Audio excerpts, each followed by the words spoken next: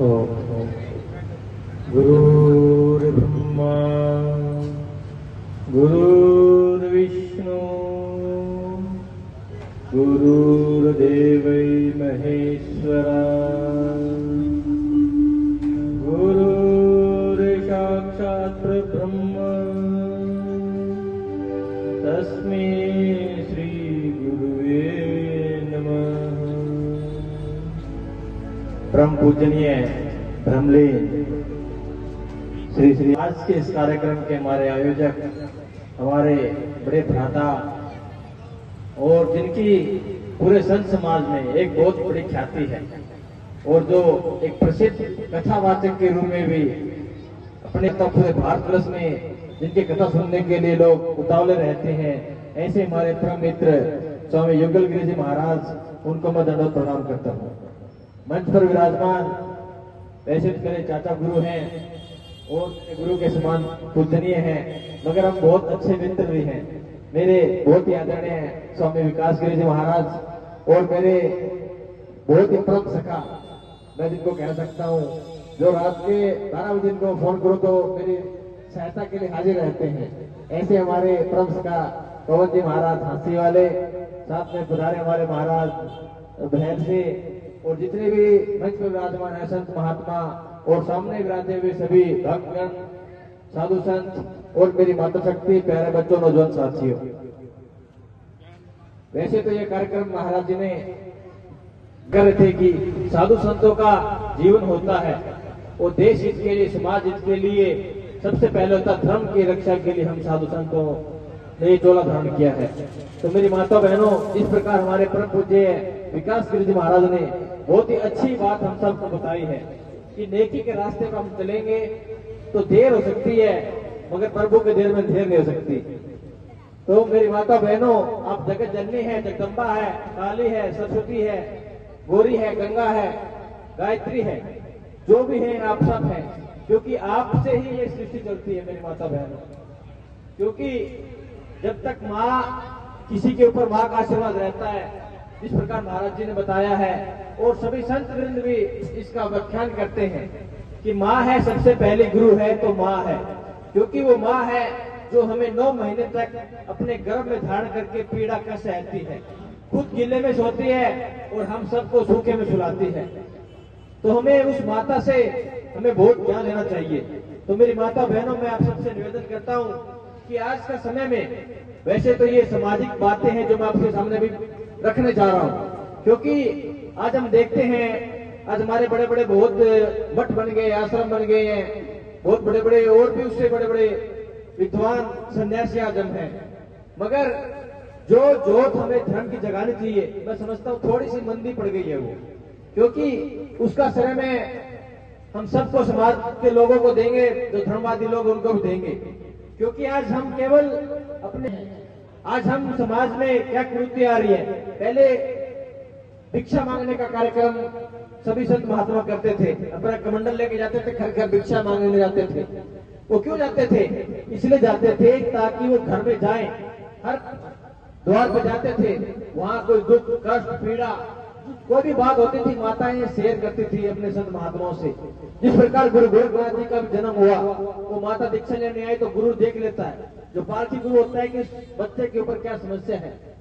तो जो साधु संत होते थे, हम लोग भिक्षा मांगने जाते थे, मगर हम आजकल भिक्षा का प्रचलन थोड़ा कम हो गया है। तो आजकल हमारे बच्चों में संस्कार भी कम हो गए हैं, क्योंकि जब तक गुरु कुछ ज्ञान अपने बच्चों को नहीं बांटेगा तो मैं नहीं समझता कि वो बच्चा कुछ सीख पाएगा। तो आज जो संस्कार हैं, मैं सभी संत महात्माओं से भी निवेदन करना चाहता हूँ, हमारे पंडित पुरोहित जो भी धर्म के ज्ञाता हैं, सनातन धर्म को मानने वाले हैं, इस समाज में इस प्रकृति ने भिन्न भिन्न प्रकार के धर्मों का लोग पालन करते हैं, कोई हिंदू, मुस्लिम, सिख, ईसाई, हमारे लिए सभी धर्म पूजनीय हैं, हम सभी का आदर सम्मान करते हैं, मगर हमें हमेशा इस बात का ध्यान रखना चाहिए कि हम किस धर्म में पैदा हुए हैं, वही धर्म का हमें अनुसरण करना है 100%। आज हम हिंदुओं में अब अनेकों धर्म देखते हैं, हम उनको पंथ भी कह सकते हैं, वो अपने अपने पंथ के बहुत कट्टर हैं, मगर हम आज हिंदू क्या है, आज हम मंदिर में भी जाते हैं, अन्य धर्मों पे भी जाते हैं, कोई बिछा हुआ नीला कपड़ा दिख गया उधर ही पूजा करना शुरू कर देते हैं, हम इतनी पूजा करना करते हैं। मगर वो ठीक है, आपकी श्रद्धा भावना है, अच्छी बात है, मगर हमें हमारे धर्म के प्रति माता बहनों सचेत रहना है। मैं इसी कड़ी में आपसे निवेदन करना चाहता हूं मेरी माता बहनों, अगर इस जो समस्या समाज के सामने आई हुई है उस समस्या का समाधान है तो केवल और केवल मेरी माता शक्ति के सामने है। क्योंकि आज हमारे बच्चे जो शादी के 1-2 साल बाद के जो आज अमेरिका में जो हालत होती थी कि शादी क्या है, एक एग्रीमेंट है, केवल बच्चे पैदा करना, 5-10 साल साथ रहना, उसके बाद अलग हो जाना, बच्चे कहीं हम कहीं। मगर ये प्रथा हिंदुस्तान में नहीं होती थी कभी भी, मगर ये एक बहुत बड़ा विकराल रूप धारण हमारे सामने आज कर चुकी है। क्योंकि आज हमारे बच्चे हमारे हाथों से निकल चुके हैं। क्यों निकल चुके हैं? क्योंकि आज पिता के पास समय नहीं है बच्चों को देने के लिए, वो पैसे कमाने व्यस्त है। माता है, सबसे पहले माता काम होता था बच्चों में संस्कार देना, उसके बाद पैसे कमाना माता काम होता था। और माता काम, जहां तक मुझे जानकारी है, पैसे कमाना माता काम नहीं होता था। माता का कार्य होता था घर की सब व्यवस्था देखना। एक पिता से ज्यादा अगर कोई काम करते तो माता करती है, क्योंकि पिता तो सुबह चला जाता है बेचारा टिफिन बांध के काम करने के लिए, जो भी उसका बिजनेस करने के लिए, मगर एक पूरा काम करती है। वो क्या करती है? पूरी घर की व्यवस्था मैनेजमेंट करती थी। बच्चों को सुबह उठाना, उनका पालन पोषण करना, उनका टिफिन तैयार करना, उनको स्कूल भेजना, घर का झाड़ू पोछा करना, पूजा अर्चना करना, जो भी काम होते थे हमारी माता बहनें करती थी। मगर आज हमारी माता बहनें भी अपने तो जो बच्चों को समय देना हमें चाहिए था। मैं नहीं कहता कि बिजनेस मत करो, अच्छी बात है, हमें सरकार भी आज कहती है कि माता बहनों 50% आरक्षण होना चाहिए, होना भी चाहिए। मैं तो कहता हूँ माता को ज्यादा अधिकार होने चाहिए पुरुष से, क्योंकि माता को पास ज्यादा एक्सपीरियंस होता है काम करने का। तो मेरी माता बहनों, आप हैं, आज माताएं नौकरी करने लगी है, नौकरी के सहारे हमारे बच्चे हैं वो हम कहां छोड़ने लगे हैं। छोटे छोटे आजकल केंद्र खुल गए कि बच्चों को पालन पोषण हम वहीं करेंगे। क्या जो संस्कार एक माँ दे सकती है वो दूसरा लोग दे सकते हैं क्या? बताइए, मेरी माताएं बैठी हुई इतनी दे सकती है? जो लाड प्यार आप दे सकते हैं क्या वो दूसरा, जो जिसमें आप चाइल्ड केयर के नाम से आजकल बोलते हैं, क्या वो दे सकते हैं? तो आप क्या आशा कर सकते हैं कि आपके बच्चे भविष्य में बन के आपकी सेवा करेंगे? क्योंकि उनका बचपन आप लोगों ने छीना है, उनको ज्ञान देना चाहिए था, वो आपने छीना है। आपने उनके साथ बहुत बड़ा अत्याचार किया, अन्याय किया है। तो आप कभी ऐसा मत कीजिएगा मेरी माता बहनों कि आपके बच्चे बड़े होकर संस्कारी बनेंगे और आपकी सेवा करेंगे। इसी कड़ी में आज इतने वृद्धाश्रम खुल रहे हैं। क्यों खुल रहे हैं? क्योंकि हमने हमारे बच्चों को संस्कार नहीं दिए, संस्कार वही हम लोग हो चुके हैं आज। तो मेरी माता बहनों, मैं ज्यादा समय नहीं लूंगा, मैं तो आपसे यही निवेदन करूंगा कि आज जो समाज हमारा बिखर रहा है उसको हमें बचाना है। मेरी माता बहनों, अपने बच्चों को अच्छे संस्कार दीजिए, अच्छा पढ़ाइए लिखाइए, मगर एक पढ़ाई के साथ साथ जब तक आप उसको ज्यादा संस्कार नहीं देंगे, उसको पूजा पाठ में आप सम्मिलित, तो पढ़ाई करता हूँ इस काम के लिए, बढ़िया सुबह अपने फैक्ट्री जाता, अपने काम पे जाता है। हमारी जो माता बहनी है वो सुबह ही पूजा करने के लिए पास के मंदिर में पूजा करने जाती है, अकेले नहीं जाती है, उसके साथ में उसके बच्चे भी होते हैं। तो आज मैं समझता हूँ कि हमारा जो बढ़िया समाज है वो आज भी हमारी पूजा अर्चना में बहुत आगे है। वैसे हम सब लोग हैं, मगर मैं कहता हूँ हमें ज्ञान किसी से भी लेना चाहिए। हमारे गुरु दत्तात्रेय जी ने बहुत से गुरु बनाए, पशु पक्षी सब को गुरु हम मानते हैं, क्योंकि जो पशु पक्षी जो काम करते हैं शायद वो हम नहीं करते, जो वो करते हम नहीं कर पाते।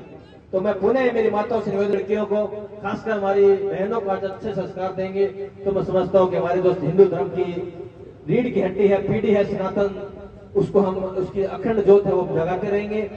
साधु संत है, हमारा जीव है, मृत्यु लोक में है, ये जन्म मरण चलता रहेगा, मगर हमारे जो धर्म की ज्योत है वो हमेशा जलती रहेगी। मैं आपको यही अपनी वाणी को विराम देता हूँ। ओम नमो नारायण, जय गौ माता, जय गोपाल, हर हर महादेव। जननी जने तो भक्त जन यादा काया शूर, इसे तो वो बांझ भली काहे गवावे नूर। ऐसे महान संतों के वचन, प्रवचन और उनकी वाणी आप लोगों के भीतर पड़ेगी। भीतर गया सो तर गया। तो इसी प्रकार से संत महापुरुष बता रहे हैं, आप अपनी औलाद को, अपने परिवार को संजो कर के रखो।